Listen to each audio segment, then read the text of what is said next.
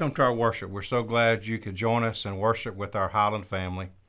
We hope you enjoy our worship and hope you can join us at every available opportunity.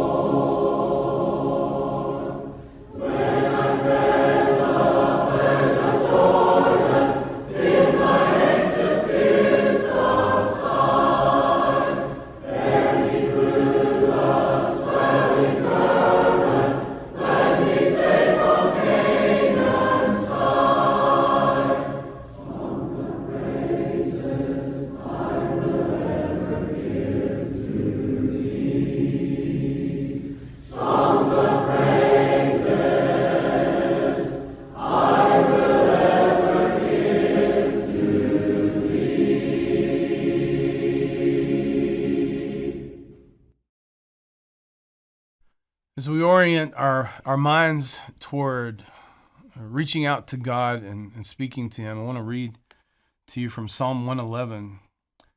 Praise the Lord. I will give thanks to the Lord with my whole heart. In the company of the upright and the congregation, great are the works of the Lord, studied by all who delight in them. Let's pray together. Father, indeed, we come before you and we do marvel at the greatness of your works. We do delight in the things that you have done for us. We're astonished if we actually pay attention to the things that you are doing in our lives each and every day.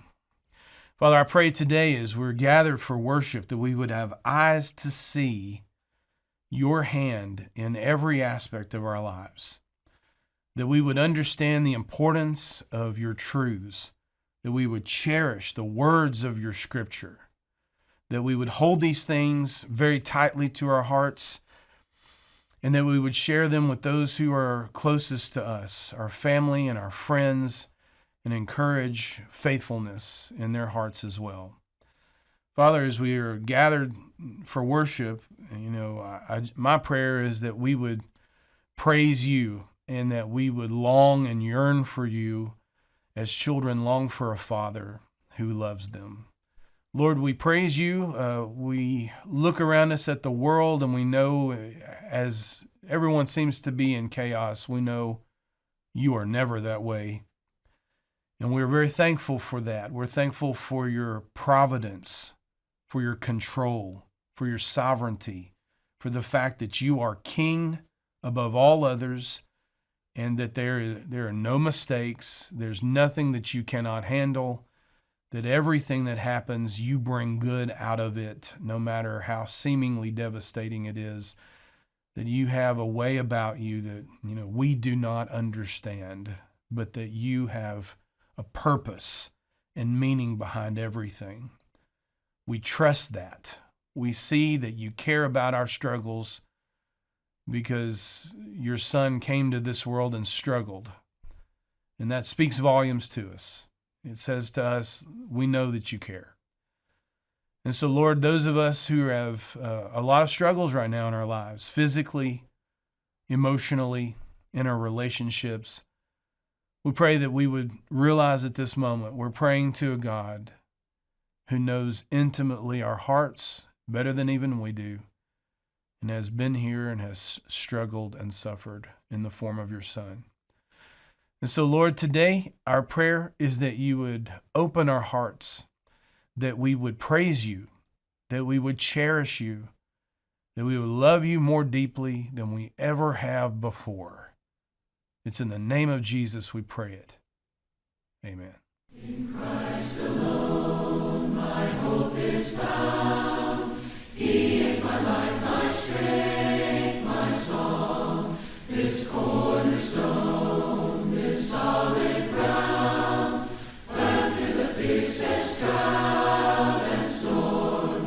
What heights of love, what depths of peace, when fears are still, when striving cease. My comforter, my all in all, here in the love of Christ I stand, in Christ alone, who took on flesh, fullness of God in helpless babe, this gift of love and righteousness, scorned by the ones he came to save, till on that cross as Jesus died, the wrath of God was satisfied, for every sin on him was laid. Here in the death of Christ I live, there in the ground his body lay, light of the world by darkness slain, then bursting forth in glorious day, up from the grave he rose again, and as he stands in victory, since curse has lost its grip on me, for I am his and he is mine, bought with the precious blood of Christ, no guilt in life, no fear in death. This is the power of Christ in me, from life's prescribed to final breath. Jesus commands my destiny. No power of hell, no scheme of man can ever pluck me from his hand, till he returns or calls me home. Here in the power of Christ I'll stand. Good morning. As we prepare to take the Lord's Supper, I would like to read from 1 Corinthians chapter 11, starting with verse 23. For I pass on to you what I received from the Lord himself. On the night when he was betrayed, the Lord Jesus took some bread and gave thanks to God for it. Then he broke it in pieces and said, "This is my body, which is given for you. Do this in remembrance of me." In the same way, he took the cup of wine after supper, saying, "This cup is the new covenant between God and his people, an agreement confirmed with blood. Do this in remembrance of me as often you drink it. For every time you eat this bread and drink this cup, you are announcing the Lord's death until he comes again." Let us pray. Our dear Heavenly Father, we are indeed grateful for another beautiful Sunday that we can come to worship you. Dear Lord, as we prepare to take this bread, may we take this bread in remembrance of your body. For we ask this prayer in Christ's name, amen.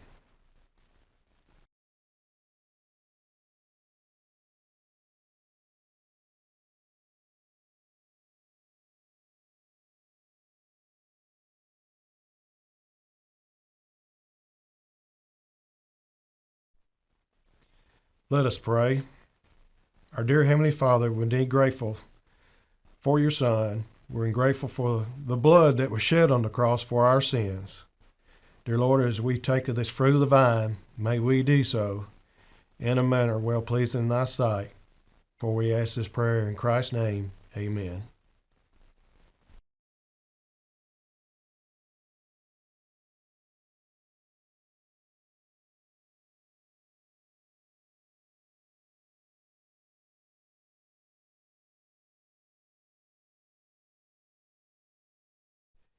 At this time, we have the opportunity to give to the Lord. Let us pray. Our most righteous Heavenly Father, we're indeed grateful for this time that we've had with you to worship you and to praise you. Dear Father, we're indeed grateful for our lives, for the many blessings that we have. Dear Father, as we give back to your work, may we remember the rewards we have had. May we give so with a willing and cheerful heart. For we ask this prayer in Christ's name, amen.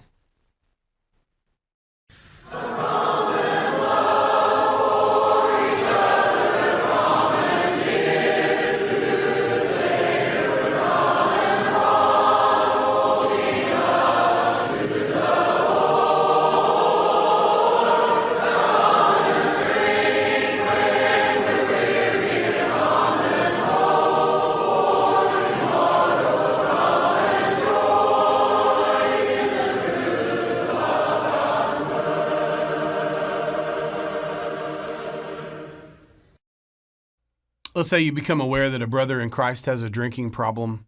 People are whispering, damage is being done to his Christian example. Their career is suffering. Their family is suffering. Do you lovingly confront that person, or do you just let them continue in their rebellious behavior? After all, it's their life. Let's say you have an older child living with somebody in a romantic relationship. They're not married. The Bible would call this fornication. You raised them to know Jesus. They became a Christian earlier on in life. But in recent years, you've noticed a lack of spiritual concern. And now this happens. Do you lovingly discuss the issue, or you just casually ignore it? After all, times have changed. Well, what if you have a class member who's been absent for 6 weeks in a row at church? They never used to miss, but now they say they have a new cabin off someplace, and they're kind of doing their own thing in worship, or maybe from time to time, doing something online. Do you respond supportively and pretend nothing is wrong, or do you seek some way to warn them of the danger of their spiritual drift? David Augsburger years ago wrote a book called Caring Enough to Confront. And I think that would be a great heading in our Bible over the chapter of James, chapter 5, the last two verses in verses 19 and 20, where James talks about converting brethren who've gone astray. We look at those verses, it says, "My brothers and sisters, if anyone among you strays from the truth and someone turns him back, let him know that the one who has turned a sinner from the error of his way will save his soul from death and cover a multitude of sins." James is very likely thinking about his own situation. He's thinking about all the Jewish converts who grew up in the tradition of Judaism, but now they find it, because of persecution, because of influence and pressure, so much easier to go back to Judaism than to continue in the way of Christianity. And James is probably thinking also about his own situation where, he grew up in a mindset in which he himself did not believe in the claims of his own half-brother Jesus. This is a powerful text, James 5, 19 and 20. I once read an old-time preacher who made the comment that this is the strongest passage in the New Testament on the possibility of falling away from faith. So as we approach this section, I think we should do so with a little bit of fear and trepidation. I think this is neglected counsel in a lot of churches today. There's, a lot that's talked about particular topics or certain issues going on in the world, but we don't hear a lot about bringing a person back to truth or a sinner back from the error of their ways. So when we think about this text, look at verses 19 and 20. Notice in verse 19 it says, if someone turns the person back. Or verse 20, let them know that the one who has turned a sinner from the error of his way. A lot of times we view, that wording is important. A lot of times we view the church as a pyramid of service where all of the people at the top are doing all of the work. And we create a de facto pastor system. But the task of church leaders, according to Ephesians 4:12, is that the elders of the church, the preachers in the church, are to equip the saints for the work of ministry and for the building up of the body of Christ. And so very clearly in verses 19 and 20, this is a command for anyone, for anybody who would turn someone back from the error of their ways. So the church is not to be seen as a pyramid where all service is funneled upward. Rather, we're becoming, hopefully, a circle in which we all care for each other. So James gives a final exhortation. He talks about, in this text, a reality, a responsibility, and a reward. Here's the first thing. The reality of the situation is that some Christians do wander away from faith. It is said that 66% of churchgoers at some point are going to drop out of church. And so when we see the text of Scripture, if anyone strays from the truth, there are a couple of different ways in which people can stray from the truth. One of those would be straying in terms of their behavior. Another would be in terms of their belief. 1 Timothy 4:16 says, keep a close watch on yourself, that's your behavior, and on the teaching, that's your beliefs. And so some people, they do wander away because of choices in their behavior. Judas did. Judas made a fateful decision. His behavior, he went out and he betrayed Jesus for 30 pieces of silver. Jesus himself talked about people whose lives, their lifestyle is such that they get distracted from the most important things of life. Luke 8:14, he says, they hear, but as they go on their way, they're choked by the cares and riches and pleasures of life, and their fruit does not mature. Other people, they wander off just because of sheer carelessness. Jesus told a story about the lost sheep that wandered away. And a lot of that is directly due to what's talked about in Hebrews 10:25, where some neglect to meet together, and that's their habit. The other way, though, that people can sort of fall away and drift is because of their belief systems. And so in 2 Timothy chapter 2, Paul talks about this beginning in verse 16. He says, avoid irreverent babble. It'll lead people into more and more ungodliness, and their talk will spread like gangrene. Among them are Hymenaeus and Philetus, who have swerved from the truth. How, Paul? Saying that the resurrection has already happened. They're upsetting the faith of some. So here's some people who thought that when the body died, just the idea of the spirit rising to heaven was the resurrection. And then that was the end of it. That's not the biblical teaching. That's not Paul's teaching.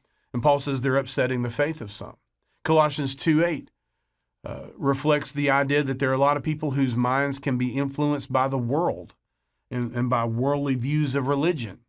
And so he says, see to it that no one takes you captive by philosophy or empty deceit according to human tradition or according to elemental spirits of the world and not according to Christ. And so we should be very careful. These are the twin ways that the twin engines that drive the destruction of our spirit. 1 Corinthians 10:12, Paul warns, let everyone who thinks that he stands take heed lest he fall. And so in the words of Jude 21, while nothing can remove us from the hand of God outside of that relationship, we are to keep ourselves in the love of God. Very important. But there's also a responsibility. Once you see the reality, you have to come to terms with the responsibility that each of us has, which is to restore those who fall away. And over the years, there have been lots of people who've made statements about this. They're very frustrated with their own attempts to try to reach out to people. And so they'll say, well, I tried to reach out to somebody and it didn't work. Or it didn't make any difference. And so this time it won't make any difference. And so they come to the conclusion, well, that's just the elder's job. It's not my job. I'll wait, and see what happens with them. Or they'll say, I don't want to lose a friend, by confronting them. But notice, going back to the text, verses 19 and 20, someone turns them back, the one who has turned a sinner from the error of his way. We all want to be liked. Nobody wants to be alien. Everybody wants to be liked, whether it's in their family, their job, their friendships. It's kind of like the boy I heard about one time. He said, he was talking to his mother. He said, Mom, there's a small PTA meeting tomorrow. The mom said, well, if it's a small PTA meeting, should I go? And the boy said, well, I think you better go. It's just you, me, and the teacher. We all want to be liked. We're all afraid of being alienated by people. And one preacher once made the comment, some of us act as if we want our loved ones to go to hell in a good mood.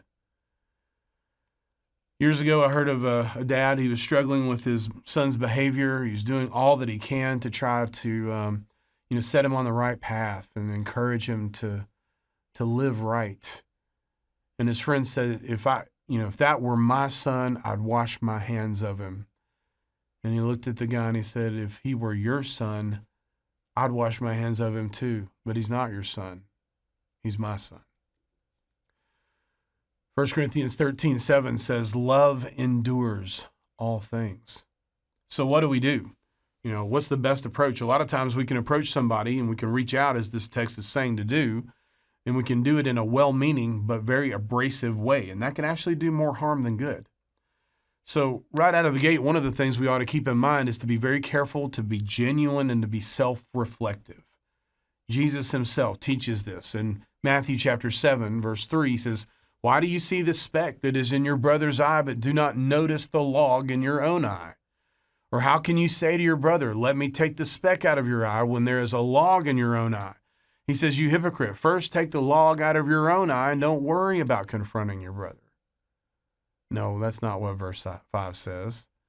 It says, you hypocrite, first take the log out of your own eye, and then you will see clearly to take the speck out of your brother's eye. So we have to be very genuine and self-reflective and understand our own shortcomings in the process. But there is also a structure to how we should approach them. Matthew 18, Jesus gives that structure where we're to go to that person individually first. And if they don't respond, then you begin to take a friend with you. And if they don't respond, then you engage the leadership of the church. And so in the words of James, he's just said this in James 5, pray for one another that you may be healed. 2 Timothy 2, verses 24 through 26 gives us the perfect formula for how we in our own hearts are to approach people.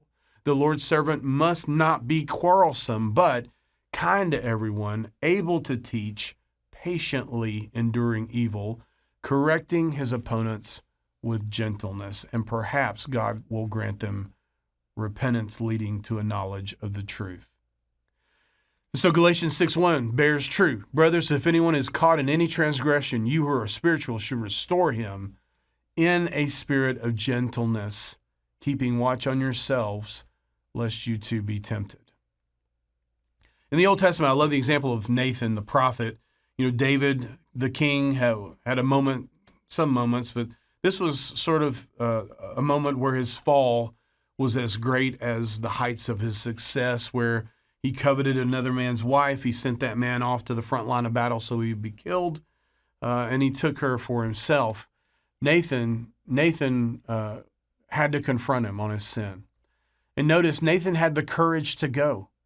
Notice he went in the right timing. He went with all the facts. He didn't roll in there with half the story, and he went tactfully. It's very interesting that he shows up with this parable of a stolen sheep, and he gets David on his side before he ever, gives the big reveal to him. But Nathan also continued to maintain communication and to encourage David in turning.